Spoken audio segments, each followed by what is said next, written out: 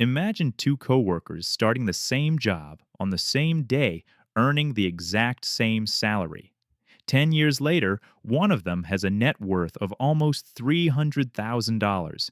The other has maybe $8,000 in a savings account and a car payment. Same job, same paycheck, same city. So what happened?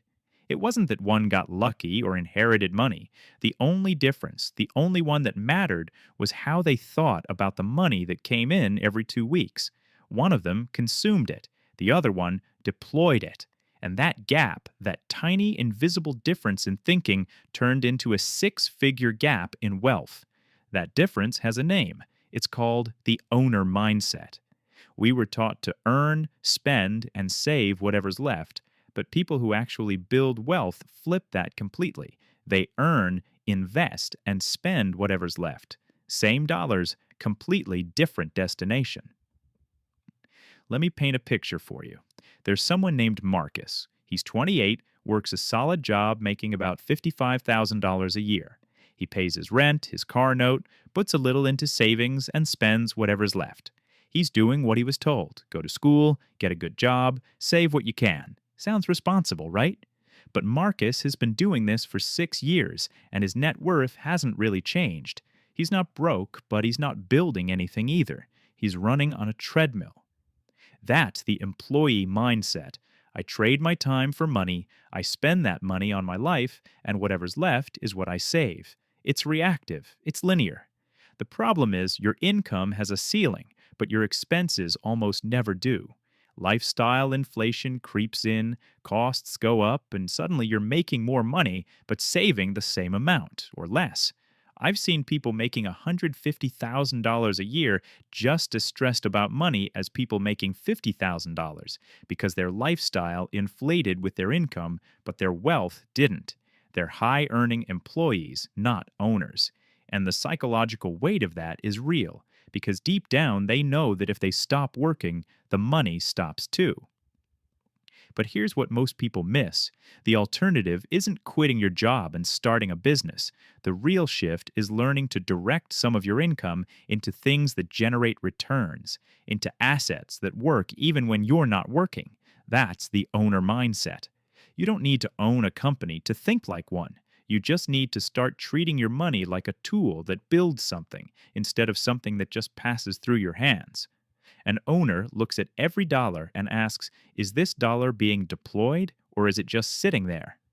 This doesn't mean you never spend on things you enjoy. It means before your money goes to lifestyle, it goes to assets first. An asset is anything that puts money back in your pocket without requiring your direct time. When an employee gets a paycheck and asks, what can I buy? An owner asks, what can I build?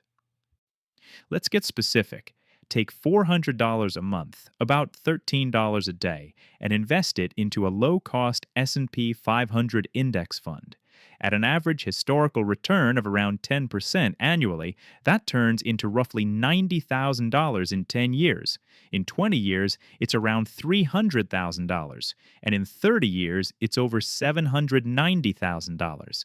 You didn't start a business or get a second job. You just redirected money that was already flowing through your hands into something that compounds.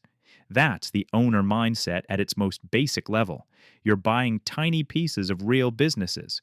When you buy an index fund, you literally own fractions of companies like Apple, Microsoft, Johnson & Johnson, hundreds of them. Those companies have employees generating revenue and building products, and a portion of that value flows back to you as a shareholder. You're not just earning a paycheck anymore, you're earning from other people's work too. This isn't exploitation. It's how the entire financial system is designed to function. Now, most people hear this and think $400 a month is a lot when I'm stretched thin.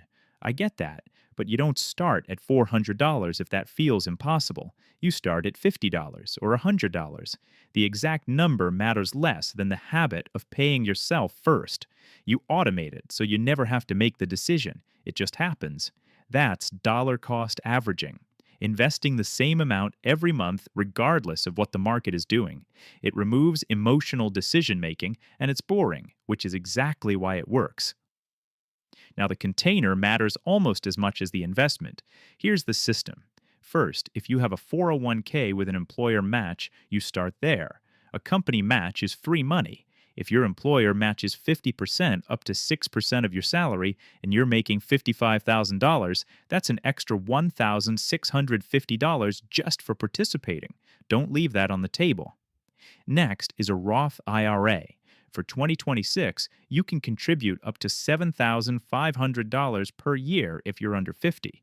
Your money grows completely tax-free, and when you withdraw in retirement, you pay zero federal taxes on those gains.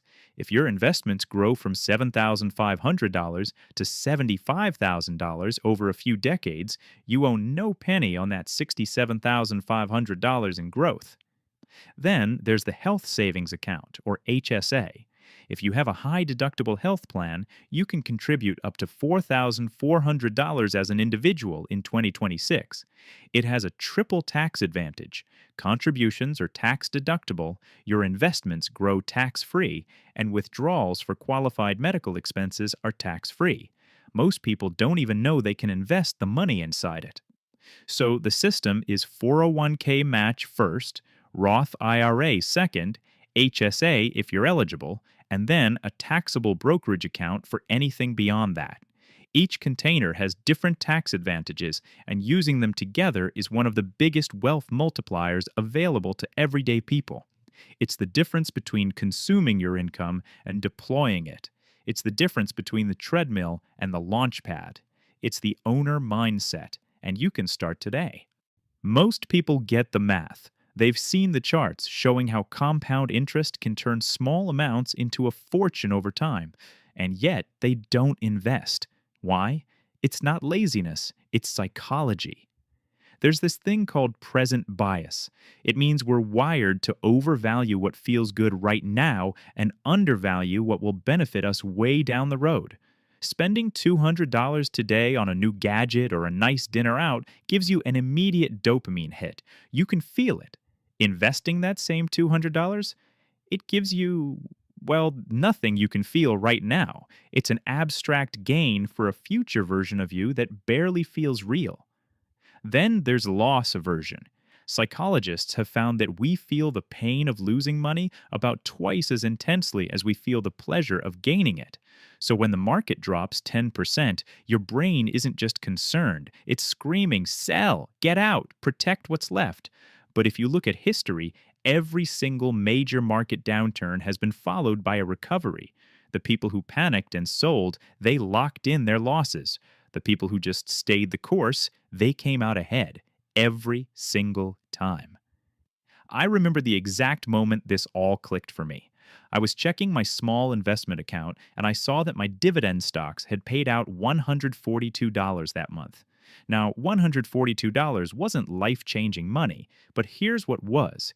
I had made it without working for it. That money was going to show up whether I had a good month at my job or a bad one. It hit me then. I wasn't just an employee anymore. I was building something that would one day give me freedom from that paycheck to paycheck cycle. That's the turning point. It's when you set up your finances so your emotions don't get a vote.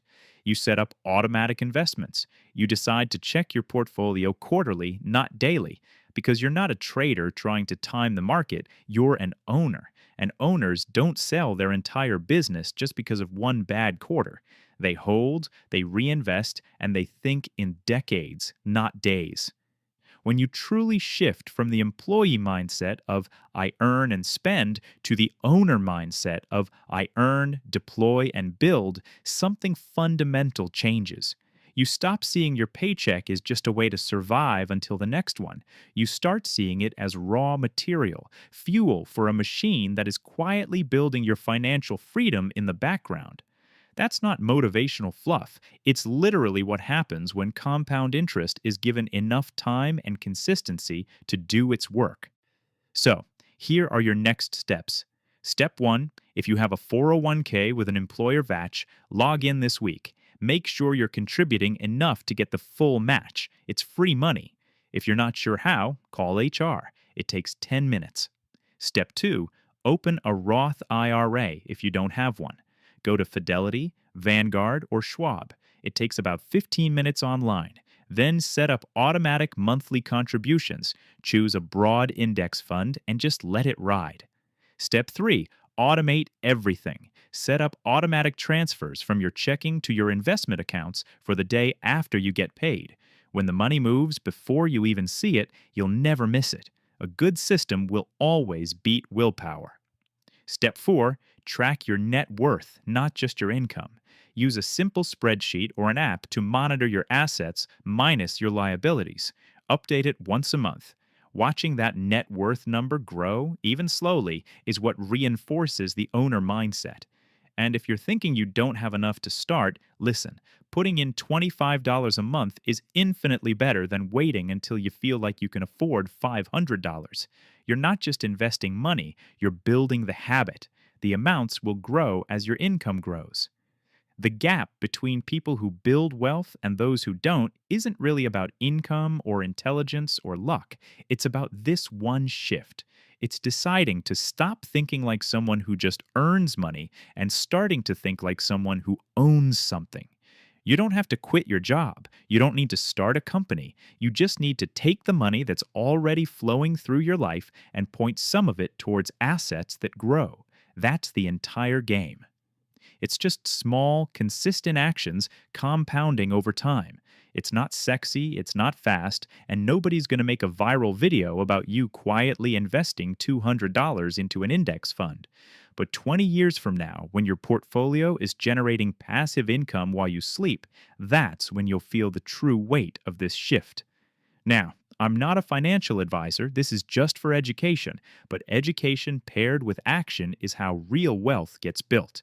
If this helped you see things differently, consider subscribing and drop a comment to let me know. What's the first thing you're going to do after hearing this? I'll see you in the next one.